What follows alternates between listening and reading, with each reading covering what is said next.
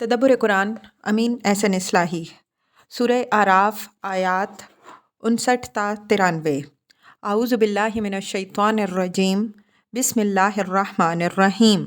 व इला मदयना अखाहुम शुअयबा क़ाला या कौमि अब्दुल्लाह मा लकुम मिन इलाहिन गैरुहु क़द जाअतकुम बय्यनतुम मिर रब्बिकुम फ़अव्फ़ुल कैला वल मीज़ान वला तबख़सुन नासा अश्याअहुम वला तुफ़सिदू फ़िल अर्दि बअद इस्लाहिहा ज़ालिकुम खैरुल लकुम इन कुंतुम मुमिनीन। व इला मदयना अखाहुम शुअयबा, कौम मदियन का मस्कन बहर अहमर के साहिल पर कोह तूर के जुनूब मशरिक़ में था।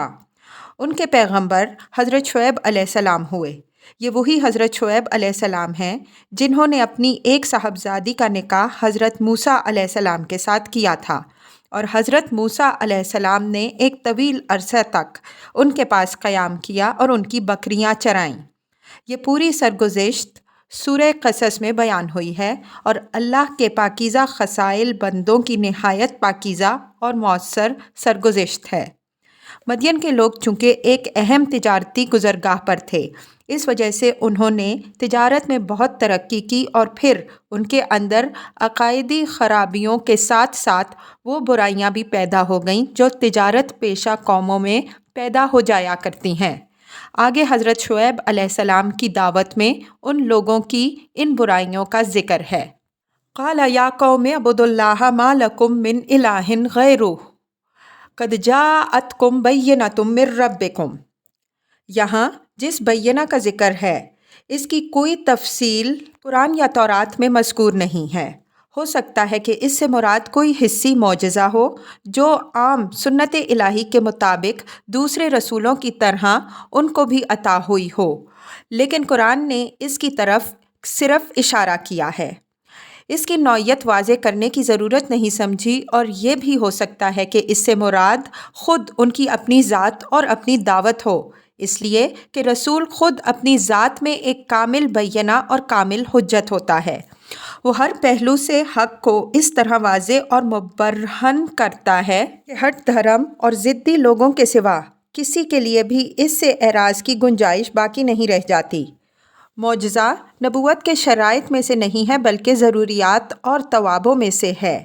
कोई कौम अगर मुतालबा करती है तो अल्लाह ताला अगर चाहता है इत्माम हुज्जत के तौर पर नबी के ज़रिए से मौजज़ा भी सादिर करा देता है। नबी की असल दावत उन बैयनात पर मबनी होती है जो अक्लो फ़ितरत के अंदर वुदियत हैं और उसकी ज़िंदगी इन मुबय्यनात का मज़हर कामिल होती है। वो अपनी कौम के अंदर खुदा का एक चलता फिरता नूर होता है। उसकी ज़बान से निकला हुआ हर कलमा, उसका हर इशारा और उसका हर अमल उसकी सदाकत, उसकी हिकमत और उसके सफ़ीरे इलाही होने का गवाही देता है, जैसा कि उसकी तकज़ीब सिर्फ़ वही लोग करते हैं जो अपने दिल की गवाही के ख़िलाफ़ उसकी तकज़ीब करना चाहते हैं। फ़अव्फ़ुल कैला वल मीज़ाना वला तबख़सुन नासा अश्याअहुम वला तुफ़सिदू फ़िल अर्दि बअद इस्लाहिहा। तिजारती कारोबार और लेन देन में चूँकि अशिया आम तौर पर नापी या तोली जाती हैं, इस गालिब पहलू के सबब से नाप तोल का ही ज़िक्र हुआ। असल मकसूद मामलात में दयानत और रास्तबाजी की तालीम है। नाप तोल में कमी करना कोई मुनफरिद बुराई नहीं है, बल्कि ये किसी कौम के अंदर बहुत सी बुराइयों के जमा हो जाने की अलामत है। ये दर हकीकत अदलो क़िस्त के तसव्वुर के मुख्तल हो जाने और खुदा के कायम बिलकिस्त होने के अकीदे के मुर्दा हो जाने की निशानी है, जिसका फ़साद लाजिमन ज़िंदगी के हर पहलू में सरायत करता है, लेकिन सरतानी फोड़े की तरह इसका ज़हूर किसी के अंदर किसी पहलू से होता है, दूसरे के अंदर और पहलू से। मदियन के लोग चूँकि तिजारत पेशा थे, इस वजह से उनके अंदर ये नाप तोल की ख़यानत की शक्ल में ज़ाहिर हुआ, लेकिन था ये उनके पूरे निज़ाम तमद्दुन व माशरत में सरायत किए हुए। इस वजह से कुरान ने ईफ़ाए कीलो मीज़ान की ताकीद के साथ मनफी पहलू से भी वाज़े फरमा दिया कि मुल्क में फ़साद ना मचाओ, यानी ये नाप तोल की कमी मुल्क के पूरे निज़ाम माशरत व मईशत के दरहम बरहम कर देने के हम माना है। اگر تمہاری یہ روش نہ بدلی تو بالآخر تمدن کی عمارت کی کوئی اینٹ بھی اپنے مقام پر قائم نہ رہ سکے گی، اس لیے کہ خدا نے آسمان و زمین کو ایک میزان پر قائم کیا ہے۔ اگر یہ میزان ایک پل کے لیے بھی مختل ہو جائے تو آسمان و زمین درہم برہم ہو جائیں۔ یہ اشارہ ہے اس بات کی طرف کہ بندے اپنے دائرہ اختیار میں بھی ملک کے نظام کو اسی وقت تک قائم رکھ سکتے ہیں جب تک وزن و قسط کو قائم رکھیں گے۔ اگر وزن و قسط کو انہوں نے درہم برہم کیا تو پھر پورے نظام کی ایک ایک چول ہل جائے گی۔ سورہ رحمان میں اس حقیقت کی طرف یوں اشارہ فرمایا ہے، وَالسَّمَاءَ رَفَعَهَا وَوَضَعَ الْمِيزَانَ أَلَّا تَطْغَوْا فِي الْمِيزَانِ وَأَقِیمُوا الْوَزْنَ بِالْقِسْطِ وَلَا تُخْسِرُوا الْمِيزَانَ 7-9۔ اور آسمان کو بلند کیا اور اس میں ایک میزان رکھی کہ تم بھی میزان میں حدود سے نہ ہٹو، اور وزن بالکل ٹھیک ٹھیک قائم کرو اور میزان میں کمی نہ کرو۔ بعد اصلاحہ کی قید کے اندر جو زور ہے اس کی وضاحت گزر چکی ہے۔ یہاں اوپر کی تقریر کے بعد اس کا مفہوم مزید واضح ہو گیا۔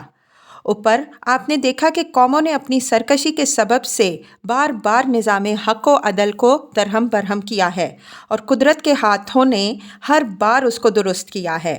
حضرت نوح علیہ السلام کی سرگزشت سے لے کر حضرت شعیب علیہ السلام کی سرگزشت تک ہر قوم اور ہر رسول کی تاریخ اس حقیقت کی شاہد ہے۔ اہل مدین کو بھی جو اقتدار حاصل ہوا تھا، ایک فاسد اقتدار کو مٹا کر حاصل ہوا تھا۔ یہ لوگ دین و شریعت سے نہ آشنا لوگ نہ تھے، بلکہ حضرت ابراہیم علیہ السلام کے خاندان سے نسبت رکھنے والے اور پچھلے نبیوں کی تعلیم کے حامل ہونے کے مدعی تھے۔ لیکن دوسری قوموں کی طرح انہوں نے بھی اس تعلیم کو اپنی خواہشات نفس کے سانچے میں ڈھال لیا تھا۔ چنانچہ اسی بنیاد پر حضرت شعیب علیہ السلام نے ان کو مخاطب کر کے فرمایا، ذالکم خیر لکم ان کنتم مؤمنین۔ اگر تمہیں ایمان کا دعویٰ ہے تو اس دعوے کی صداقت کے لیے ضروری ہے کہ اس فساد کی روش کو چھوڑ کر اصلاح کی وہ روش اختیار کرو جس کی دعوت میں دے رہا ہوں۔ یہی روش اس ایمان کا مقتضی ہے جس کے تم مدعی ہو۔ وَلَا تَقْعُدُوا بِكُلِّ صِرَاطٍ تُوعِدُونَ وَتَصُدُّونَ عَنْ سَبِيلِ اللَّهِ مَنْ آمَنَ بِهِ وَتَبْغُونَهَا عِوَجًا۔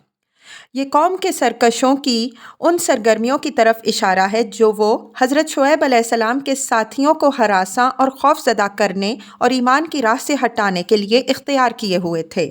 معلوم ہوتا ہے جگہ جگہ ہر نکڑ پر گنڈے سرے راہ بیٹھ جاتے اور جہاں کوئی مسلمان مل جاتا اس کے در پہ آزار ہو جاتے، اس کو ڈراتے دھمکاتے کہ وہ حضرت شعیب علیہ السلام کا ساتھ اور ایمان کی راہ چھوڑ کر پھر ان کے طریقے پر آ جائے۔ تبغونہا عوجا کی وضاحت ہم دوسری جگہ کر چکے ہیں۔ خدا تک پہنچنے کی راہ توحید ہے۔ اس راہ میں کجی کرنے کے معنی اس کو شرک کی پگڈنڈیوں کی طرف موڑنے اور لوگوں کو توحید سے ہٹا کر گمراہی کے راستوں پر ڈالنے کے ہیں۔ وَاذْكُرُوا إِذْ كُنْتُمْ قَلِيلًا فَكَثَّرَكُمْ وَانظُرُوا كَيْفَ كَانَ عَاقِبَةُ الْمُفْسِدِينَ۔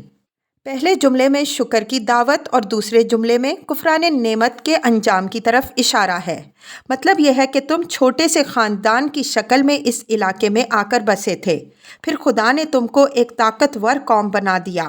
تمہاری تعداد کی کثرت کے ساتھ ساتھ تمہارے اسباب معیشت و تمدن بھی بڑھائے، یہاں تک کہ اسباب و وسائل کے اعتبار سے تم اس درجے کو پہنچ گئے جو آج تمہیں حاصل ہے۔ یہ سب اللہ کی دین ہے، اور اس کا فطری تقاضا یہ ہے کہ خدا کی شکر گزار بنو اور زندگی کی وہ روش اختیار کرو جو خدا کو پسند ہے، لیکن تم نے اس کے برخلاف کفران نعمت اور سرکشی کی راہ اختیار کی اور خدا کی زمین میں اس کی اصلاح کے بعد فساد مچا رہے ہو۔ تو مفسدین کے انجام کو نہ بھولو۔ تمہارے دائیں بائیں سمود اور قوم لوط کے آثار تباہی موجود ہیں، ان کے انجام سے سبق حاصل کرو۔ وَإِنْ كَانَ طَائِفَةٌ مِّنْكُمْ آمَنُوا بِالَّذِي أُرْسِلْتُ بِهِ وَطَائِفَةٌ لَّمْ يُؤْمِنُوا فَاصْبِرُوا حَتَّى يَحْكُمَ اللَّهُ بَيْنَنَا وَهُوَ خَيْرُ الْحَاكِمِينَ۔ اوپر مفسدین کے جس انجام سے ڈرایا ہے یہ اسی سے متعلق ایک شبہ کا ازالہ ہے۔ مطلب یہ ہے کہ مفسدین کا یہ انجام تو قطعی اور یقینی ہے۔ تمہیں جو مہلت مل رہی ہے اس سے یہ نہ سمجھو کہ میری بات جھوٹی ہے۔ خدا کے ہاں دیر ہے اندھیر نہیں۔ خدا نے اب تک جو تمہیں مہلت دے رکھی ہے اس کی وجہ یہ ہے کہ تم میں سے ایک گروہ میری بات پر ایمان لایا ہے۔ اللہ یہ چاہتا ہے کہ تم میں سے اور بھی جن کے اندر کچھ صلاحیت ہے وہ چھٹ کر علیحدہ ہو جائیں۔ بس ان کی خاطر تمہیں یہ مہلت مل رہی ہے۔ اس مہلت تک انتظار کرو، اس کے بعد خدا ہمارے اور تمہارے درمیان فیصلہ فرما دے گا اور وہ بہترین فیصلہ فرمانے والا ہے۔ یہ حضرت شعیب علیہ السلام نے ایک سنت الہی کی طرف اشارہ فرمایا ہے۔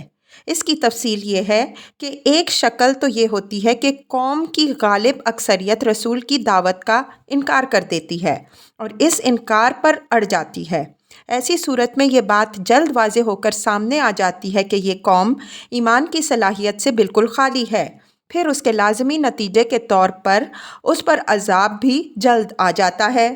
دوسری صورت یہ ہوتی ہے کہ قوم کے اندر سے ایک گروہ ایمان لاتا ہے، دوسرا گروہ اس کی مخالفت کرتا ہے۔ یہ صورت اس بات کا قرینہ ہوتی ہے کہ اس قوم کے اندر کچھ صلاحیت موجود ہے۔ ہو سکتا ہے کہ اس کو مزید بلویا جائے تو اس کے اندر سے کچھ مزید مکھن نکلے۔ اللہ تعالیٰ چونکہ اپنے بندوں پر غایت درجہ مہربان اور قہر کرنے میں بہت دھیما ہے، اس وجہ سے وہ ایسی صورت میں قوم کو مہلت دیتا ہے یہاں تک کہ نبی اور صالحین اپنی پوری قوم کو اپنے حاج میں اچھی طرح پھٹک لیتے ہیں۔ اس عمل کے پورے ہو جانے کے بعد اللہ تعالیٰ اس قوم کا فیصلہ فرما دیتا ہے۔ اس آیت سے یہ اشارہ بھی نکلتا ہے کہ قوم کو یہ مہلت ان صالحین کی برکت سے ملتی ہے جو اس کے اندر سے رسول کی دعوت پر لبیک کہتے ہیں۔ فَاصْبِرُوا یہاں انتظار کے معنی میں ہے اور خیر الحاکمین میں اس بات کی طرف اشارہ ہے کہ بہرحال اس کا فیصلہ بالکل حق و عدل پر مبنی ہوگا اور ٹھیک اس وقت ہوگا جبکہ اس کو ہونا چاہیے۔ قال الملأ الذين استكبروا من قومه لنخرجنك يا شعيب والذين آمنوا معك من قريتنا أو لتعودن في ملتنا قال أولو كنا كارهين۔ یہ قوم کے مستکبرین کی طرف سے حضرت شعیب علیہ السلام اور ان کے ساتھیوں کو آخری دھمکی ہے کہ یا تو تم ہماری ملت میں واپس آ جاؤ ورنہ ہم تم کو اور تمہارے ساتھیوں کو اپنی بستی سے نکال چھوڑیں گے۔ اس پر حضرت شعیب علیہ السلام نے فرمایا اولو کننا کارہین، یعنی کیا تم اپنی ملت میں لوٹنے پر ہماری خواہش اور ارادہ کے علی الرغم ہمیں مجبور کرو گے؟ حضرت شعیب علیہ السلام کے اس ارشاد سے یہ بات صاف نمایاں ہے کہ انہوں نے وطن سے نکالے جانے کی دھمکی کو تو یک قلم نظر انداز کر دیا، لیکن ان کی دوسری دھمکی کا نوٹس لیا اور اس کا جواب بڑے واضح اور قطعی لفظوں میں دیا، جس کی تفصیل آگے والی آیت میں ہے۔ قَدِ افْتَرَيْنَا عَلَى اللَّهِ كَذِبًا إِنْ عُدْنَا فِي مِلَّتِكُمْ بَعْدَ إِذْ نَجَّانَا اللَّهُ مِنْهَا۔ یہ بڑا ہی فیصلہ کن جواب ہے۔ اس میں ایمان پر غیر متزلزل عزم کا اظہار بھی ہے اور ملت کفر سے انتہائی بیزاری کا اعلان بھی۔ حضرت شعیب علیہ السلام نے اول تو اس ملت کو افترا علی اللہ قرار دیا، گویا سراسر جھوٹ کا مجموعہ جس کو بالکل بے سند خدا کی طرف نسبت دی گئی ہے۔ دوسرے فرمایا کہ جب اللہ نے اپنے فضل و رحمت سے اس لعنت سے ہمیں نجات دی تو ہمارے لیے اس میں دوبارہ مبتلا ہونے کا کیا سوال ہے۔ یہ امر ملحوظ رہے کہ یہ جواب حضرت شعیب علیہ السلام اپنے ان ساتھیوں کی طرف سے بھی دے رہے ہیں جو حضرت شعیب علیہ السلام پر ایمان لانے سے پہلے قوم کی عام گمراہی میں مبتلا رہ چکے ہیں۔ اس وجہ سے انہوں نے اس کے بعد کہ اللہ نے ہمیں اس سے نجات دی کے الفاظ فرمائے، ورنہ جہاں تک حضرات انبیاء علیہم السلام کا تعلق ہے وہ بعثت سے پہلے بھی ہدایت فطرت پر ہوتے ہیں، ان کا دامن شرک سے کبھی آلودہ نہیں ہوتا۔ وما یکون لنا ان نعود فیہا الا ان یشاء اللہ ربنا۔ اس فقرے کے پہلے ٹکڑے میں اپنے عزم کا اظہار اور دوسرے میں تفویض اللہ ہے، اور یہی عزم اور تفویض توحید کی حقیقت ہے۔ ارشاد کا مدعا یہ ہے کہ جہاں تک ہمارا تعلق ہے، یہ صاف سن لو کہ اب تمہاری ملت میں واپس آنے کا کوئی امکان نہیں ہے، لیکن اللہ کی مشیت ہر چیز پر غالب ہے۔ اس کی آزمائشوں میں کامیاب اترنا اسی کی بخشی ہوئی توفیق پر منحصر ہے۔ یہ صرف اسی کو علم ہے کہ کس کے لیے کیا مقدر ہے اور کس کا انجام کیا ہونا ہے۔ وسع ربنا کل شیء علما، بس ہمارا بھروسہ صرف اللہ ہی پر ہے۔ اسی نے ہماری اس راہ کی طرف رہنمائی فرمائی ہے اور اسی سے یہ امید ہے کہ وہ ہمیں ٹھکانے لگائے گا۔ علی اللہ توکلنا ربنا افتح بیننا و بین قومنا بالحق وانت خیر الفاتحین۔ بس ہماری اسی سے یہ دعا ہے کہ اے ہمارے رب، ہمارے اور ہماری قوم کے درمیان حق کے ساتھ فیصلہ فرما دے اور تو بہترین فیصلہ فرمانے والا ہے۔ ربنا افتح بیننا و بین قومنا بالحق وانت خیر الفاتحین۔ بعینیہ یہی بات سیدنا ابراہیم علیہ السلام نے فرمائی تھی جو سورہ انعام میں گزر چکی ہے۔ قالت اتحاجونی فی اللہ وقد ہدان ولا اخاف ما تشرکون بہ الا ان یشاء ربی شیئا وسع ربی کل شیء علما۔ انعام 81۔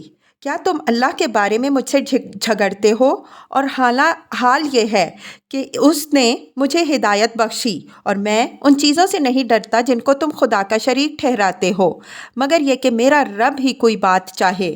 میرے رب کا علم ہر چیز کو محیط ہے۔ وقال الملأ الذین کفروا من قومہ لئن اتبعتم شعیبا انکم اذا لخاسرون۔ حضرت شعیب علیہ السلام کے مذکورہ بالا فیصلہ کن جواب کے بعد اب ان سے تو ان متمردین کے لیے کچھ کہنے سننے کی گنجائش باقی نہیں رہی، لیکن چلتے چلاتے انہوں نے ایک آخری دھمکی ان غریب مسلمانوں کو اور سنا دی جو حضرت شعیب علیہ السلام پر ایمان لائے تھے کہ اگر تم لوگوں نے اس شخص کا ساتھ نہ چھوڑا تو یاد رکھو کہ بڑے ہی خسارے میں رہو گے۔ اس خسارے کی انہوں نے کوئی وضاحت نہیں کی، اس لیے کہ اس کے ابہام میں سب کچھ چھپا ہوا ہے، اور اس لفظ کے استعمال میں ہمدردی کی نمائش بھی ہے۔ مطلب یہ ہے کہ ہم نے تو نیک و بد تمہیں سمجھا دیا، لیکن اپنی بہبود کی یہ بات تمہاری سمجھ میں نہیں آ رہی تو اس کے نتائج خود بھگتو گے۔ فَأَخَذَتْهُمُ الرَّجْفَةُ فَأَصْبَحُوا فِي دَارِهِمْ جَاثِمِينَ۔ بعینیہ یہی آیت اوپر قوم صالح علیہ السلام کی سرگزشت میں بھی گزر چکی ہے۔ وہاں ہم نے ذکر کیا ہے کہ یہ مجرد عذاب کی تعبیر ہے۔ رہا یہ سوال کہ اس عذاب کی نوعیت کیا تھی، تو اس سوال کی وضاحت اس لفظ سے نہیں ہوتی۔ اس عذاب کی تعبیر سورہ ہود آیت 94 میں لفظ صیحہ سے کی گئی ہے، جس کے معنی ڈانٹ اور کڑک کے ہیں۔ پھر اسی کی تعبیر سورہ شعراء آیت 189 میں عذاب یوم الذلہ سے کی گئی ہے، جس سے معلوم ہوتا ہے کہ یہ عذاب دور سے دیکھنے میں غبار یا دھوئیں کے ایک ستون یا پہاڑ کی شکل میں نظر آیا۔ یہ قرینہ جیسا کہ ہم قوم لوط کی سرگزشت میں بیان کر چکے ہیں حاسب کے عذاب کا ہے۔ حاسب کے عذاب میں رجفہ، صیحہ اور ذلہ سب جمع ہو جاتے ہیں۔ اس کی تفصیل بھی اوپر گزر چکی ہے۔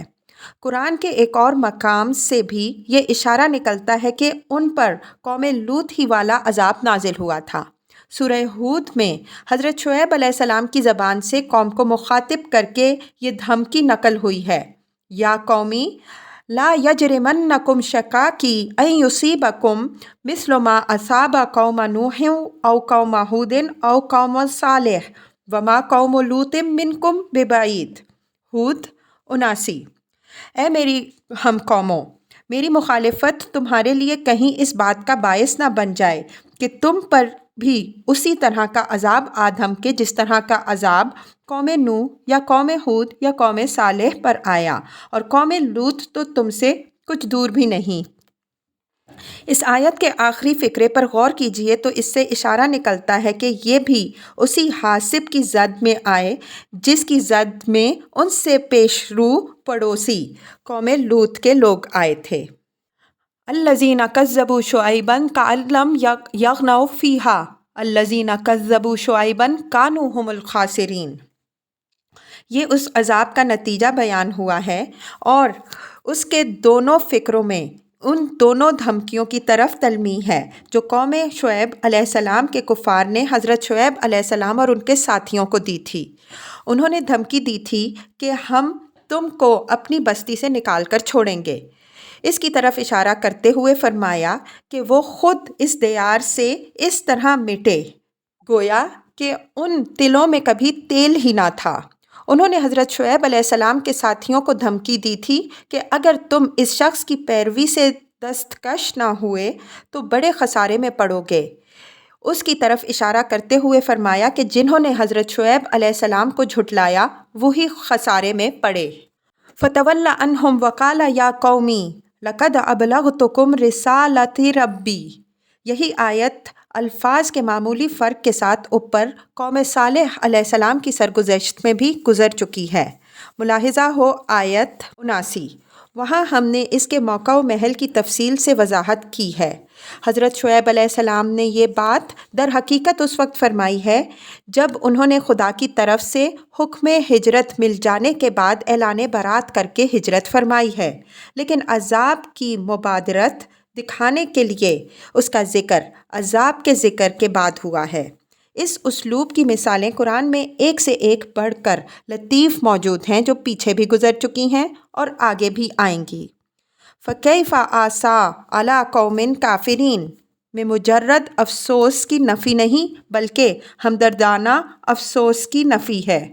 مطلب یہ ہے کہ میں نے تمہیں خدا کا پیغام پہنچا دیا اور تمہاری خیر خواہی میں اپنے دن رات ایک کر دیے۔